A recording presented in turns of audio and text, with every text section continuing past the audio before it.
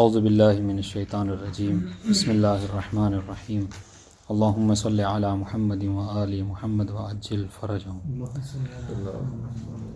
المقصد السادس فی دین المملوک لا يجوز للمملوک ان يتصرف في نفسه بإجارة ولا استدانة ولا غیر ذلك من العقود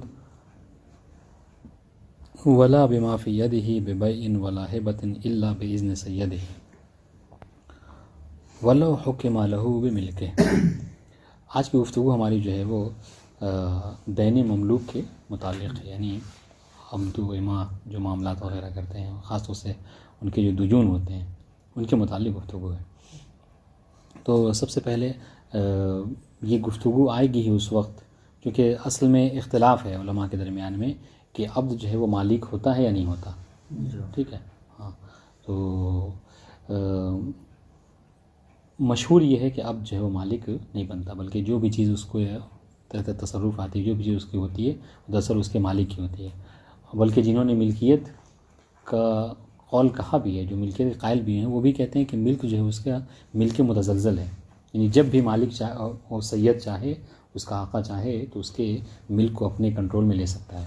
واضح انشاءاللہ.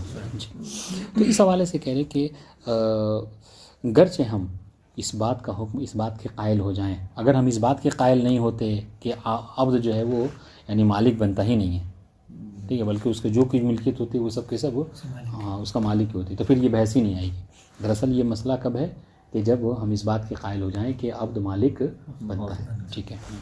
کہہ رہے کہ لا يجوز للمملوک ان يتصرف في نفسه بإجارة. ٹھیک ہے. اگر آپ فرض کر لیجئے کہ ہم اس بات کے قائل ہو گئے کہ عبد جو ہے کیا ہے وہ مالک بنتا ہے. ٹھیک ہے. تو عبد جب مالک بنتا ہے تو اب اس نے کوئی عقد اجارہ کیا، تب اجارے کے ذریعے سے جو چیز اس نے اجارے پہ لیا ہے اس میں تصرف نہیں کر سکتا اپنا بنا کر. ٹھیک ہے. مثلا گھر کرائے پہ لیا اور اس میں جا کر رہنے لگا، یہ تصرف ہے. یا اس کو کسی اور کو کرائے پہ دے دیا یا اس میں کچھ تصرفات کر رہا ہے، نہیں کر سکتا. ولا استدانہ، ٹھیک ہے، کسی سے طلب قرض بھی نہیں لے سکتا. واضح انشاءاللہ. ولا غیر ذلک من العقود، اور اس کے علاوہ جو بھی عقود ہیں وہ سب کے سب اپنا بنا کر وہ نہیں کر سکتا، اپنے لیے نہیں کر سکتا. ٹھیک ہے. ولا بما فی یدہ ببیع ولا ہبۃ الا باذن سیدہ، اور نہ ہی وہ چیزیں کہ جو اس کے ہاتھ میں ہیں اس کو بیچ نہیں سکتا، اس کو کسی کو ہبہ نہیں کر سکتا. ٹھیک ہے. ہاں، یہ سب کب کر سکتا ہے کہ جب اس کے سید کی اس کو اجازت مل جائے. واضح انشاءاللہ. اگر سید دے دے اجازت تو پھر کر سکتا ہے، واللہ نہیں کر سکتا. ولو حکم لہ بملکہ، گرچہ ہم اس کی ملکیت کا حکم کیوں نہ لگائیں، گرچہ ہم اس کی ملکیت کے قائل بھی کیوں نہ ہو جائیں. واضح انشاءاللہ. کیوں؟ اس لیے کہ وہ محجور ہے. اگر مالک ہو بھی جائے پھر بھی وہ محجور ہوتا ہے، تصرف وہ نہیں کر سکتا. تصرف کے لیے بہرحال وہ محتاج ہے اپنے آقا کے اذن کی. بات واضح انشاءاللہ. وَقَضَى لَوْ أَذِنَ لَهُ الْمَالِكُ أَن يَشْتَرِي نَفْسِهِ وَفِيهِ تَرَدُّدٌ. اور اس طریقے سے اگر مالک نے اس کو اجازت دی ہے تو نہیں گا، یہاں پر اختلاف ہو گیا. اگر اس کو مالک نے اس کو اجازت دی ہے کہ تم اپنے لیے کوئی چیز خرید سکتے ہو، ٹھیک ہے، تو اس خریدی ہوئی چیز میں بھی وہ تصرف نہیں کر سکتا. ٹھیک ہے. مالک نے اجازت دی کہ تم اپنے لیے کیا ہے کنیز خرید سکتے ہو مثلا. ٹھیک ہے. تو اب یہاں پر اس کنیز کو جب خرید سکتے ہو، ہے نا، تو مثال کے طور پر کیا عبد اس کنیز کے ساتھ وطی کر سکتا ہے نہیں کر سکتا؟ ہاں. تو یہاں پر اختلاف ہے. کہہ سکتے ہیں وہاں بہت سے لوگ کہتے ہیں، جن لوگوں نے کہا کہ نہیں، اگر مالک نے اس کو اجازت دی ہے کنیز کے خریدنے کی تو وہ وطی بھی کر سکتا ہے، تصرف بھی کر سکتا ہے. تو جو اس کو بیس بناتے ہیں وہ کہتے ہیں کہ ہاں، جو اگر مالک نے اجازت دی شراء کی تو اس میں وہ تصرف بھی کر سکتا ہے. ٹھیک ہے. وقضا یعنی کیا مطلب؟ اسی طریقے سے یعنی مالک کی اذن کی ضرورت ہوگی. ٹھیک ہے. لو اذن، تصرف کرنے میں، لو اذن لہ مالک ان یشتری نفسہ، کہ اگر مالک اس کو کوئی چیز کی خریدنے کی اجازت دے اپنے لیے، اپنا بنا کر کہ وہ اپنے لیے خرید لے کوئی چیز، تو اب اس میں خرید تو اب یہاں پر جن لوگوں نے کہا کہ نہیں وہ تصرف نہیں کر سکتا، وہ کیا کہتے ہیں؟ کہا کہ خریدنے کی اجازت دی ہے، تصرف کرنے کی اجازت تھوڑی دی ہے. ٹھیک ہے. تو یہ ان کا قول ہے. وفیہ تردد، حالانکہ اس والے قول میں مصنف کہہ رہے ہیں کہ مجھے تردد ہے. یعنی کیا مطلب؟ یعنی کہ ہاں، یعنی کیا مطلب؟ یعنی اگر خریدنے کی اجازت دی ہے تو اس میں تصرف بھی وہ کر سکتا ہے. ٹھیک ہے. اس کی دلیل کیا ہے؟ اس کی دلیل سنیے کیوں متردد ہیں یہ. تو اب دیکھیے، اس سے پہلے جو جملہ ہم نے کہا تھا وہ پہلے والی قول کی دلیل ہے. جو لوگ کہتے ہیں کیا کہ خرید سکتا ہے تصرف نہیں کر سکتا. کیوں؟ ان کا کہنا کیا ہے؟ ان کا کہنا ہے کہ خریدنے کی اجازت دی ہے، تصرف کرنے کی اجازت نہیں دی ہے. تصرف کے لیے الگ سے اجازت کی ضرورت ہے. واضح انشاءاللہ ٹھیک بات. اچھا جو لوگ کہتے ہیں کہ نہیں یہاں پہ دوسری بات ہے کہ خریدنے کی اجازت دینے کا مطلب کیا ہے کہ تصرف کی بھی اجازت ہے. تو اگر خریدنے کی اجازت مولا نے دی ہے تو وہ تصرف بھی کر سکتا ہے. ان کی دلیل سنیے، ان کی دلیل کیا ہے کہ لِأَنَّهُ يَمْلِكُ وَطْءَ الْأَمَةِ الْمُبْتَاحَةَ. کیوں؟ اس لیے کہ اگر مولا نے غلام کو حکم دیا ہے کہ مثلا تم اپنے لیے کنیز خرید لو، تو علماء یہاں پہ فتویٰ لگاتے ہیں، علماء فتویٰ دیتے ہیں کہ کنیز کو خریدنے کا مطلب کیا ہے کہ وہ اس کے ساتھ وطی بھی کر سکتا ہے، اس کے لیے جائز ہے. تو دیکھیے وطی کرنے ایک تصرف ہے کہ نہیں کنیز کے ساتھ، تو خریدی ہوئی چیزیں تصرف کے قائل جو ہے علماء یہاں پر ہوئے ہیں. اور انشاءاللہ مع سقوط تحلیل فی حقہ، جبکہ مولا نے اس کے حق میں یہ حلال نہیں کیا اس کو کہ وہ تو کیا کرے یعنی وطی بھی کرے، لیکن اس کے باوجود بھی کیا ہے وہ اس کے ساتھ وطی کر رہا ہے، تصرف کرے. اس کا مطلب کیا ہے؟ اس کا مطلب یہ ہے کہ یہ حکم فقط خاص نہیں ہے کنیز کے ساتھ، بلکہ یہ ہے کہ جو بھی چیز مولا کے حکم سے خریدی جائے اس میں مولا اس میں اگر وہ چاہے تو تصرف کر سکتا ہے. بات بات انشاءاللہ کس کی علت ہے؟ نہیں یہ ہے تردد کی، یعنی اس میں دوسرا قول جو ہے، یعنی کہ آپ دیکھیے اچھا سوال کیا آپ نے، آپ اس کو پینسل وغیرہ سے اس کو آگے لکھ لیجئے گا. یہ جو کہا نا وَقَضَى لَوْ أَذِنَ لَهُ الْمَالِكُ أَن يَشْتَرِيَ لِنَفْسِهِ، یہ قضا کا حکم کیا ہے؟ یعنی یہی ہے کہ وہ اگر مولا اس کو حکم دے کہ تم اپنے لیے کچھ چیز خرید لو، ٹھیک ہے، تو خرید سکتا ہے لیکن تصرف کرنے کے لیے اذن کی ضرورت، تصرف نہیں کر سکتا. وَقَضَى یعنی وَلَا يَجُوزُ التصرف، یہ اوپر جگہ آتا ہے، ٹھیک ہے. ہاں اب یہ جو کہا وَفِيهِ تَرَدُّدٌ، کہ اس والے حکم میں ہم کو کیا ہے؟ تردد ہے. کیوں؟ اب اس کا مطلب کیا ہے کہ اس والے بلکہ یہاں پہ ایک اور دوسری بات ہے، وہ کیا کہ وہ خرید بھی سکتا ہے اور تصرف بھی کر سکتا ہے. یعنی یہ جو کہا گیا نا کہ عدم جواز تصرف عندما یشتری لنفسہ باذن سید، کہ اس والے مسئلے میں ہم کو اختلاف ہے. کیوں؟ اس لیے کہ یہاں پر دوسرا قول ہے، وہ کیا؟ وہ یہ کہ علماء یہاں پر فتویٰ دیتے ہیں کہ جب کنیز عبد جو ہے وہ مولا کی اجازت سے خریدتا ہے تو وہ وہاں کو اس کے ساتھ تصرف بھی کر سکتا ہے. واضح انشاءاللہ جی. یعنی اگر یہ جو اوپر سے پورا کہتا ہے کہ جائز نہیں ہے، یعنی اس عبد کے لیے کہ جو مالک بن جاتا ہے، مثلا کوئی چیز خریدے اس کا ہاتھ میں تو وہ تصرف کرے اپنے لیے اجار کے ذریعے، کسی قرض کے ذریعے، یا جو اس کی چیز ہے یا ہبہ کرنے کے بعد، اسی طریقے سے اگر وہ یہی بات ایک تصرف نہیں کر سکتا. کون سا والا؟ ہاں لے دوسرے والے. دوسرے والے کیا مطلب؟ جب خریدنے کی اجازت تو تصرف بھی کر سکتا ہے، یہ بات ہے. جی یعنی کہنے کا مقصد کیا ہے کہ مولا کے اذن سے خریدی ہوئی چیز میں وہ تصرف کر سکتا ہے. اس والے کو آپ اوپر والے سے مت ملائیے، ٹھیک ہے. جبکہ اوپر کیا کہا گیا ہے؟ اوپر یہ کہا گیا ہے کہ مولا کا اذن ہونا کسی چیز میں الگ ہے اور اس کا تصرف کرنا ایک الگ چیز ہے، ٹھیک ہے. ہاں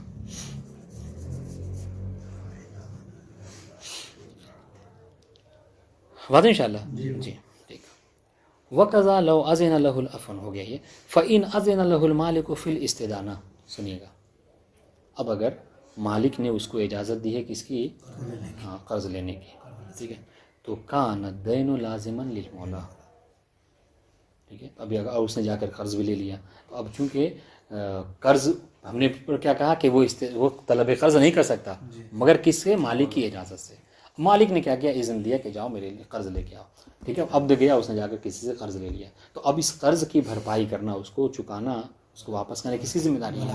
مولا کی ذمہ داری ہے. کان الدین لازماً للمولا، ٹھیک ہے. کب؟ ان استبقاہ او باہ، اگر وہ اس غلام کو اگر مولا ان استبقاء میں جو ہے وہ فعل ہوا ہے جو پلٹے کی طرف مولا کی طرف اور ہا کے پلٹے کی طرف عبد کی طرف. ان استبق المولا العبد، اگر مولا اس عبد کو اپنے پاس باقی رکھتا ہے، یہ اس کو بیچتا نہیں ہے، اپنی ملکیت سے خارج نہیں کرتا ہے، تو یہ کون اس کو واپس کرے گا؟ مالک کرے گا. او باعہ، یا پھر اس کو بیچ دیتا ہے، پھر بھی مولا ہی اس دین کو واپس کرے گا. واضح انشاءاللہ ٹھیک ہے. فَإِنْ عَتَقَهُ، اب اگر یہ سنیے گا، دیکھو نہ اس نے بیچا اور نہ اپنے پاس رکھا بلکہ کہ اس کو آزاد کر دیا، ٹھیک ہے. قیل، تو یہاں پر حالانکہ ایک قول یہ ہے کہ اگر اس کو آزاد کر دے رہا ہے مالک تو یستقر فی ذمۃ العبد، تو اب وہ جو قرض لیا تھا اس نے، چونکہ اپنے لیے قرض لیا تھا لہٰذا یہاں پر اس عبد کی ذمہ داری ہے کہ وہ آزاد ہو گیا ہے، اب وہ جا کر کمائے اور کما کر جو قرض لیا تھا اس نے اس کی بھرپائی کرے، اس کو واپس کرے. بات ان شاء اللہ جی. البتہ یہ قیل ہے.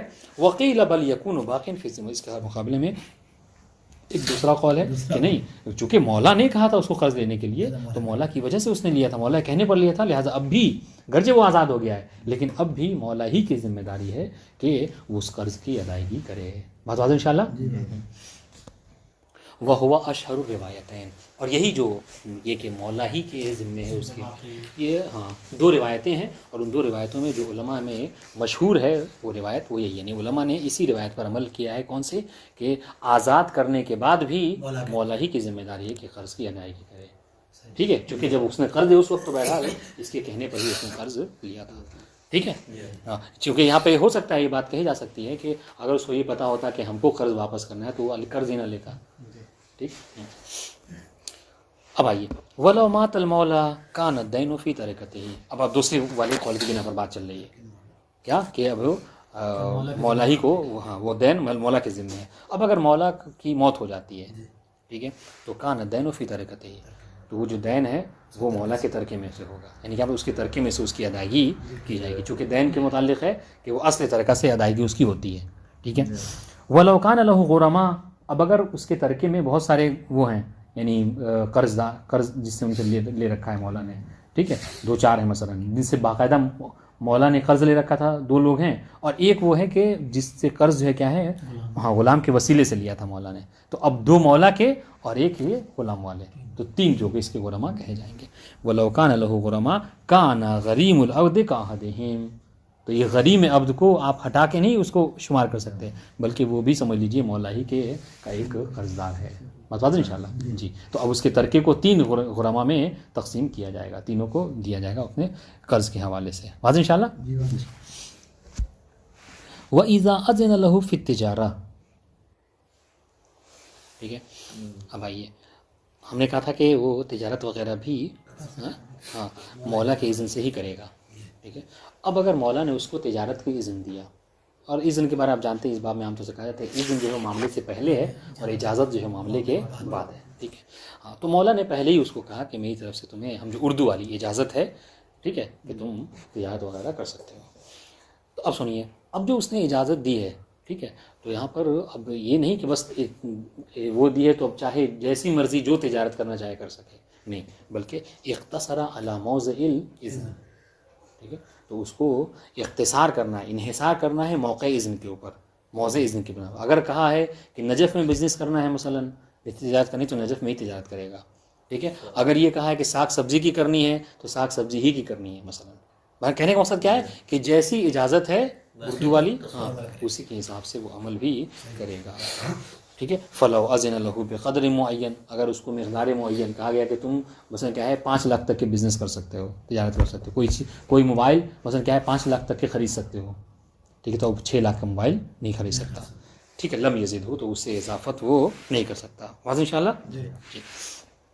وَلَوْ أَذِنَ لَهُ فِي الْإِبْتِيَاءِ، اگر مولا نے اس کو اجازت دی ہے کس کی، اذن دی ہے کس کی، خریدنے کی کوئی چیز، شراء کی، تو انصرف الی النقد. سنیے گا، تو اب اس کے اذن دینے میں اس کا مطلب کیا ہے کہ اب وہ چیز خریدنا ہے تو اس کو نقد خریدنا ہے. ٹھیک ہے. نصیحتاً نہیں خریدنا ہے، قرض کے طور پر جا کر نہیں لے گا.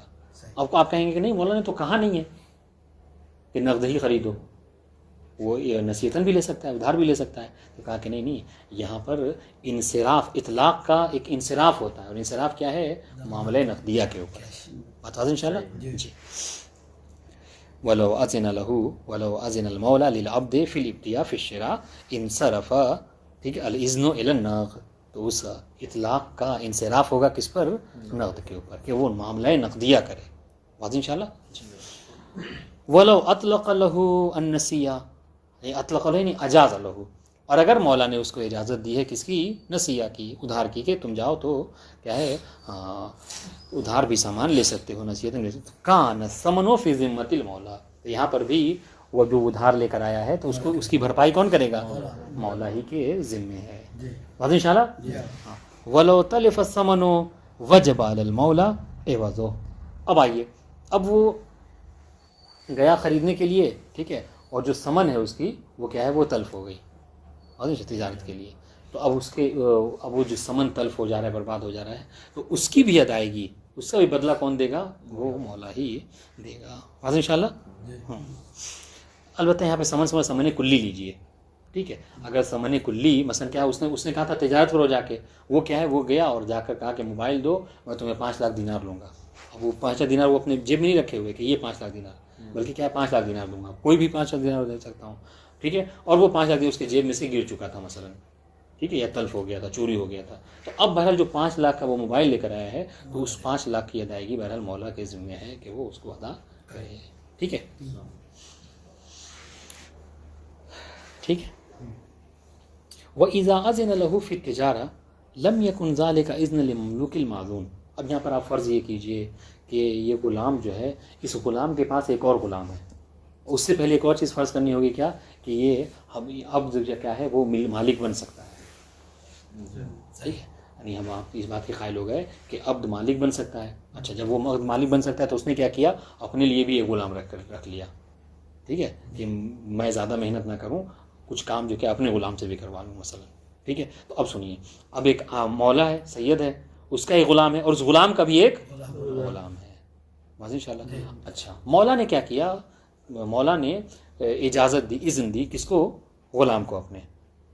واضح انشاءاللہ, تجارت کرنے کی یا کسی معاملے کرنے کی. تو اب مولا کی جو اجازت وہ جو پہلے غلام پر آئی ہے, اس کی اجازت کیا ہے, یہ اس کے جو غلام ہے اس تک جو ہے اجازت نہیں پہنچے گی, سرایت نہیں کرے گی.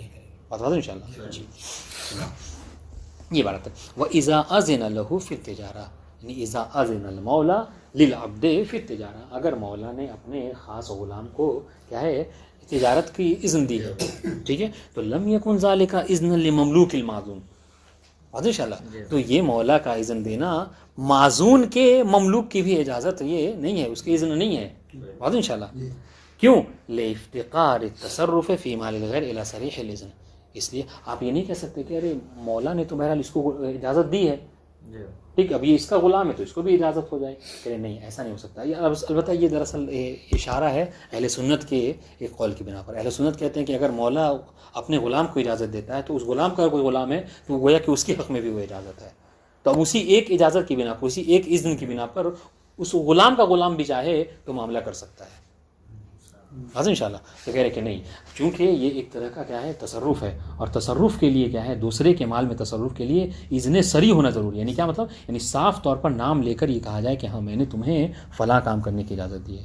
حاضر انشاءاللہ. کل چل کے اس نے معاملہ کر لیا معذون کے عبد نے, ٹھیک ہے, مولا کہے کہ نہیں میں نے تم سے کہا تھا, اس سے کیوں, اس کو تو میں نے اجازت نہیں دی تھی. حاضر انشاءاللہ. تو دوسرے کے مال میں تصرف یہ اذن سری کا محتاج ہے, اور یہاں پر اذن سری فقط کیا ہے, معذون کو حاصل ہے, مملوک کے معذون کو حاصل نہیں ہے. ٹھیک ہے, اصطلاحاً یہ آپ کہہ سکتے ہیں. سنیے گا, لافتقار التصرف فی مال الغیر, افتقار لاحتیاج التصرف فی مال الغیر الی صریح الاذن. ٹھیک ہے, مال غیر میں تصرف کرنا یہ محتاج ہے کس چیز کا, اذن سری کا. اور یہاں پر اذن سری کس کو حاصل ہے, معذون کو حاصل ہے. ٹھیک ہے جی. ولو اذن له فی التجارہ دون الاستدانہ, ٹھیک ہے, فاستدانا وتلف المال کان لازما لذمۃ العبد. مولا نے سنیے اجازت, اس کو اذن دی. اجازت جب ہم کہہ رہے ہیں اذن کی جگہ پر, یہ اردو والی اجازت سمجھیے گا آپ, ٹھیک ہے, جو معاملے سے پہلے بولتے ہیں. ولو اگر مولا نے اس کو اجازت دی ہے, اذن دی ہے کس کی, تجارت کی, ٹھیک ہے, دون الاستدانہ, استدانہ کی نہیں, قرض لینے کی اجازت نہیں دی. اس نے کیا کیا, فاستدانا, ہاں معاملہ اس کو تجارت کرنی تھی, ٹھیک ہے, تو جو پیسے رکھے تھے کچھ جو کیا اس نے قرض لے لیا, اس نے جا کر, ٹھیک ہے. تو اب وتلف المال, اور مال جو کیا ہے تلف ہو گیا. اب یہاں پر یہ نہیں کہا جا سکتا کہ جو دین اس نے لیا ہے اس کی بھرپائی کرنا مولا کے ذمہ ہے, کیونکہ اس نے مولا کی اجازت کے بنا, اذن کے بنا جو ہے وہ قرض لیا ہے, لہٰذا مال تلف ہو گیا ہے, تو اس کی بھرپائی کرنا کس کی ذمہ داری ہے, خود عبد کی. کان لازما لذمۃ العبد, یہ عبد کے ذمے میں ہے اس کا کیا ہے, ادائیگی کرنا, اس کو پلٹانا. ٹھیک ہے, تلف ہو رہا ہے مال, یہ مثلا قرض والا یا پورا مال قرض, نہیں تلف والا, جو مطلب جو قرض لیا تھا. ٹھیک ہے, کان لازما لذمۃ العبد. ٹھیک ہے, تو یہ لازم ہوگا کس کے اوپر, عبد کے ذمے میں. کیا مطلب, یعنی کیا کہ اگر جب وہ آزاد, اچھا اس کی ادائیگی کب کرنی ہے, جب وہ آزاد ہو جائے گا اس مولا کے یہاں سے, تب جا کے کوشش کرے گا, یعنی کام وام کرے گا اور اس قرض کی ادائیگی کرے گا. اگر وہ آزاد نہیں کرے تو پھر تو وہ مال ہی ڈوب جائے گا مثلا. ہاں مولا کے ذمہ میں کچھ نہیں ہے. ہاں جی. وکیل, ہاں البتہ ایک قول یہ کہا جا سکتا ہے اس کے مقابلے میں کہا کہ نہیں, وکیل یستسعی فیہ معجلا, کہ اس قرض کی ادائیگی اس کے ذمے میں ہے اور اس کو بھرپائی کب کرنی ہے جب وہ مولا کے ملکیت میں ہے تبھی. یعنی کیا مطلب ہے, اس کی ذمہ داری پہ وہ پارٹ ٹائم مثلا 8 گھنٹہ 10 گھنٹہ اگر مولا کے یہاں کام کرتا ہے تو اب 2-4 گھنٹہ ایکسٹرا کام کرے اور اس سے جو پیسہ ویسا ملتا ہے اس سے اس قرض کی ادائیگی کرے. ٹھیک ہے, یعنی تعجیلاً کیا کرے, وہ کوشش کرے, سعی کرے کس کی, اس قرض کی ادائیگی کی. واضح انشاءاللہ. ولو لم یأذن لہو فی التجارت ولا الاستدانہ. ٹھیک ہے, اب آئیے اب ایک اور مسئلہ. ٹھیک ہے, کیا کہ اگر مولا نے عبد کو نہ تجارت کی اذن دیا اور نہ جو ہے وہ استدانہ کا, دونوں میں کسی کے اذن نہیں ہے. پہلے والے مسئلے میں کیا تھا, تجارت کے بعد کے لیے اذن دیا تھا لیکن استدانہ کے لیے اذن نہیں دیا. اس نے کیا کیا, قرض لے لیا تھا. تو ہم نے کیا کہا کہ وہ جب آزاد ہو جائے گا تب کما کر اس کو واپس کرے گا. دوسرا قول یہ تھا کہ ہاں کہ تبھی جو ہے کیا ہے کوشش کرے گا. واضح انشاءاللہ. ہاں اب لیکن یہاں پر کیا ہے, یہ متفق علیہ بات ہے. وہ کیا, وہ یہ کہ مولا نے یہاں نہ اس کو تجارت کی اجازت دی ہے اور نہ ہی قرض لینے کی, اور اس نے کیا ہے جا کر فاستدانا وتلف المال, اور اس نے قرض لے لیا اور مال جو ہے وہ تلف ہو گیا. اب یہاں پر کیا ہے, کانا لازما لذمتہ لذمت العبد. اب یہاں پر وہ عبد کے ذمے میں آ جائے گا اس قرض کی ادائیگی کرنا. یتبع بہ دون المولا, کہ اس کو کیا کرے گا وہ ہاں اس کو کیا کرے گا وہ جب وہ آزاد ہو جائے گا, ٹھیک ہے, عتق کے بعد, تو اس کی پیروی کرے گا. نہیں کیا مطلب, اس کی ادائیگی کے لیے کوشش کرے گا. دون المولا, یہاں پر مولا سے اس کا کوئی ربط نہیں رہے گا. ٹھیک ہے, واضح انشاءاللہ. اب اسی دین مملوک سے متعلق جو ہے 2 فرع ہیں بہت آسان سے. وہ یہ کہ اذا اقترض او اشترى بغیر اذن. ٹھیک ہے, ہم نے کہا تھا کہ یہ بیع شراء ساری چیزیں کیا ہیں, عبد کو چاہیے کہ وہ مولا کی اجازت سے ہی اذن سے ہی کرے. اب آئیے اس نے کیا کیا, یہ بیع فضولی اس کو کہتے ہیں, مقاصد میں یہی لجنہ کا مادہ ہے بیع فضولی. اذا اقترض او اشترى بغیر اذن, اگر عبد نے مولا کی اذن کے بنا قرض لے لیا یا پھر کوئی چیز خرید لی, ٹھیک ہے, کانا موقوفا علی اذن المولا, تو یہ جو اس نے معاملہ کیا ہے, ٹھیک ہے, جو خریدا ہے, ہاں یہ جو قرض لیا ہے, اس کی صحت جو ہے کیا ہوگی, یہ موقوف ہوگی ہاں مولا کی اذن کے اوپر. ٹھیک ہے, فَإِن لَمْ يَجُوز کانا باطلا. بس اگر مولا کو جا کے خبر دے گا کہ ایسا ایسا کیا, آپ سے پوچھا نہیں لیکن ہم نے ایسا کرایا ہم, ٹھیک ہے, تو آپ اس کے متعلق کیا کہتے ہیں, تو کانا باطلا, تو یہ ہے وہ باطل ہو جائے گا مولا راضی. ہاں, وَتُسْتَعَادُ الْعَيْنُ, اور عین کو جو کیا ہے جو اس نے قرضہ لیا تھا, ٹھیک ہے, یا جو خریدا تھا وہ اس کو واپس لے آ کر کر دے گا. ٹھیک ہے, فَإِن تَلَفَتْ يُتْبَعُ بِهَا إِذَا أَعْتَقَ وَأَيْسَرَ. اور اگر وہ عین تلفت میں ہے کہ زمین عین کی طرف, اور اگر عین جو ہے وہ تلف ہو جائے, ٹھیک ہے, تو جب آزاد ہو جائے گا اور آزاد ہونے کے بعد معصور ہو جائے, یعنی کیا مطلب, یعنی محصور ہو جائے, یعنی کیا مطلب پیسے ویسے کما لے, تو اس وقت جو ہے اس عین کی قیمت کو ادا کرے گا. بات واضح انشاءاللہ. ہاں, وہ جو عین تلف ہو گئی تھی, بات واضح انشاءاللہ. پھر یہاں پر وہی بات آئے گی کہ اگر وہ آزاد ہی نہ ہو تو وہ معاملہ ہی ختم. اب اس میں ذمہ داری کس کی ہوگی کہ تم نے عبد سے معاملہ ہی کیوں کیا. واضح انشاءاللہ. وہ آزاد نہ کرتا مولا کے ذمہ نہیں آئے گا, مولا کے ذمہ نہیں آئے گا, وہ اس کا جس جو بائع ہے اس کو گھاٹا ہوگا, کیونکہ تم نے غلام سے معاملہ ہی کیوں کیا. بتا جائے تو اس کو بہرحال یہ اس کو بیع فضولی کہتے ہیں, اور یہی اگر مولا اجازت دے دیتا تو پھر یہ صحیح ہو جاتا. بتا دیں انشاءاللہ. ہاں, اس کے لیے سب سے مشہور جو ہے آپ نے پڑھا ہوگا وہ عروۃ البارقی والی روایت ہے نا. الثانی, دوسری فرع, اذا اقترض مالا فاخذه المولى فتلف في يده.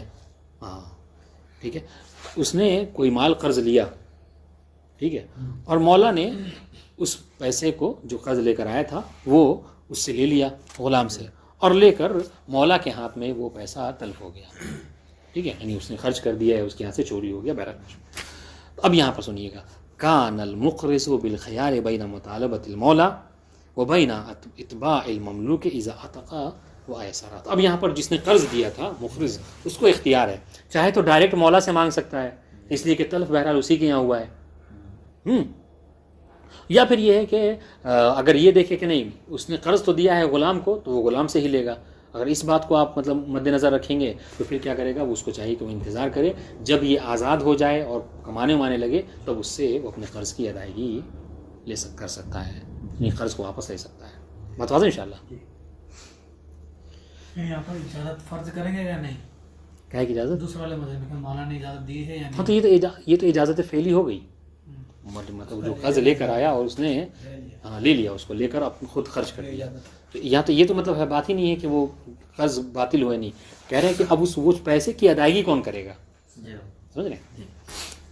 خاتمہ مطلب اب یہ پورے بحث سے جو کیا ہے، پوری کتاب مدارج سے متعلق جو کیا ہے یہ ایک بحث ہے، وہ یہ کہ اجرت الکیال و وزان المتاع علی البائع، کہ اب جو تجارت آپ کریں گے تو تجارت میں جو کیال ہوتے ہیں، کیال یعنی بعض لوگ ہوتے ہیں کہ جن کا کام ہی ہے کیا صرف کیل و وزن کرنا، ٹھیک ہے، تو جو کیل کرتے ہیں ان کو کیال کہتے ہیں، یعنی بہت زیادہ، چونکہ وہ 24 ان کا یعنی 12 گھنٹہ کام کرتے، تو 12 گھنٹہ کام ہی ہے کہ وہ کیل ہی کر رہے ہیں، ٹھیک ہے، اور جو وزن والے وزان، تو ان سب کی اجرت کس کی ذمہ ہے، تو کہنے کہ اجرت الکیال و وزان المتاع البائع، سامان کے وزن اور کیل کرنے کی جو اجرت ہے انشاءاللہ وہ بھائی کے اوپر ہے، ٹھیک ہے، ان کو ذمہ، یہ بھائی کے ذمہ ہے کہ وہ اس کی اجرت دے۔ وَأُجْرَةُ نَاقِدِ الثَّمَنِ وَوَزَانِهِ عَلَى الْمُبْتَاع، ٹھیک ہے، اور سمن، ٹھیک ہے، سمن کی وَوَزَانِهِ، اور سمن کے، اگر سمن کوئی ایسی چیز ہے کہ جس کو وزن کر کے دیا جاتا ہے، ٹھیک ہے، اور اگر سمن پیسہ وغیرہ ہے تو ناقد سمن یعنی گننے ورنے کا، بہت سے لوگ ہوتے ہیں، مطلب یہ تو ہم آپ جیسے ہیں کہ جو خود سے بازار جاتے ہیں، جو پیسے سے والے لوگ ہوتے ہیں وہ خود سے تھوڑی بازار جاتے ہیں، ہے نا، وہ کیا ہے کسی کو دے دیتے ہیں کہ جاؤ تم، وہ تو ان کا مطلب کیشیئر بھی الگ ہوتا ہے نہیں، جو پیسے کا حساب کتاب رکھتا ہے، ٹھیک ہے، اور ان کا مثلا جو سب کچھ کام کرنے والے افراد ہوتے ہیں، تو بہرحال کہنے کا مقصد کیا ہے، کہنے کا مقصد یہ ہے کہ جو ناقد سمن ہے، یعنی سامان خریدتے وقت جو پیسے ویسا کا حساب کتاب رکھتا ہے، اس کی اجرت کون دے گا، مشتری دے گا، چونکہ یہ سب ریلیٹڈ ہیں مشتری سے، واضح انشاءاللہ، المبتاع یعنی المشتری، بات واضح انشاءاللہ۔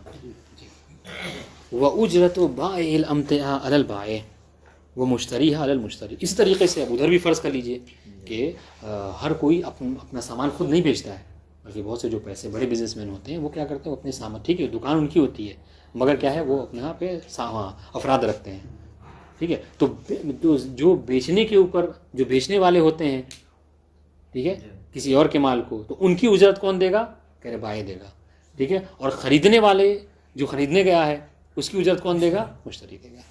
وہ اجرت و بائع الامتیاع، سامان کے بیچنے والے کی اجرت بائع کے اوپر ہے، وہ مشتری، اور سامان کے خریدنے والے کی اجرت جو ہے وہ یہ مشتری کے اوپر ہے۔ بہت آسان سی بات ہے، کامن ہے، یہ آپ دیکھتے رہتے ہیں روزمرہ۔ اب آئیے، وَلَوْ تَبَرَّعَ لَمْ يَسْتَحِقْ اُجْرَتُهُ، اور اگر کسی نے تبرع کیا ہے نا، ہاں، آپ نے بس یہاں پہ کہا کہ مجھے بہرحال ایک قلم کی ضرورت ہے، ٹھیک ہے، شاہد میں گئے اور جا کر جو کیا ہے مثلا ایک قلم آپ کو لا کر دے دیا، تو اب یہ نہیں کہہ سکتے کہ میں سامان آپ کے لیے خرید کے لایا ہوں لہٰذا اس کی اجرت چاہیے، ٹھیک ہے، ہاں، تو چونکہ انہوں نے کیا ہے تبرع کیا ہے اس کے لیے، ہے نا، فری میں آپ کے لیے کام کیا ہے، تو کہہ رہے ہیں وَلَوْ تَبَرَّعَ لَمْ يَسْتَحِقْ اُجْرَتُهُ، پیسے تو مانگ سکتے ہیں نا، اپنے پیسوں کے جو پہلے خرید کے لائے ہیں وہ تو مانگ سکتے ہیں، نہیں ان کی اجرت وہ تو پیسہ آپ سے لے لیا انہوں نے، سمجھ رہے ہیں، ہاں، بات یہاں پر یہ ہو رہی کہ مطلب جو انہوں نے زحمت کی حق الزحمہ، ہاں، یہاں پر یہ حق الزحمہ ان کو نہیں دیا جائے گا، ٹھیک ہے۔ وَلَوْ تَبَرَّعَ لَمْ يَسْتَحِقْ اُجْرَتُهُ، اگر کسی نے کوئی سامان خریدنے میں یا بیچنے میں، ٹھیک ہے، تبرع سے کام لیا، آپ کی دکان تھی، ہم آپ کے بیٹھے، آپ نے کہا کہ مجھے فلاں کام ہے، ہاسپٹل جانا ہے مثلا، یہ کہیں اور جانا ہے، ہم نے کہا ٹھیک ہے 2 گھنٹہ ہم بیٹھے رہ رہے ہیں، 2 گھنٹہ اب جو ہم مطلب بیچا ہم نے، تو اس کی اجرت ہم آپ سے نہیں لے سکتے کیونکہ ہم نے تبرع کیا۔ وَلَوْ أَجَازَ الْمَالِكُ، گرچہ مالک نے بعد میں اس کی اجازت دی، لیکن پھر بھی یہ نہیں کہا جا سکتا کہ چونکہ تم نے اجازت دی ہے لہٰذا اجرت دینی ہوگی، نہیں۔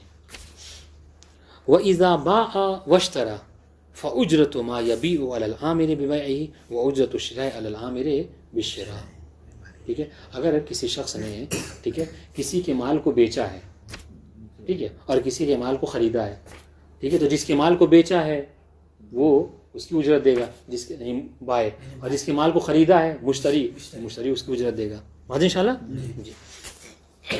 لیکن یہاں پر ایک بات یاد رکھیے گا، تب جا کے اگلی بار سمجھ میں آئے گی، یہاں پر ایک شخص ہے لیکن کسی کے مال کو وہ خرید رہا ہے اور کسی کے مال کو بیچ رہا ہے، بات انشاءاللہ، تو جس کے مال کو خریدا ہے اس سے وہ خریدنے کی اجرت لے گا اور جس کے مال کو بیچا ہے اس سے وہ بیچنے کی اجرت لے گا. اب یہاں پر ایک اور صورت ہے, وہ یہ کہ ایک ہی شخص ہے, ٹھیک ہے, ایک ہی شخص ہے, آپ کو موبائل بیچنا تھا اور آپ کو خریدنا تھا.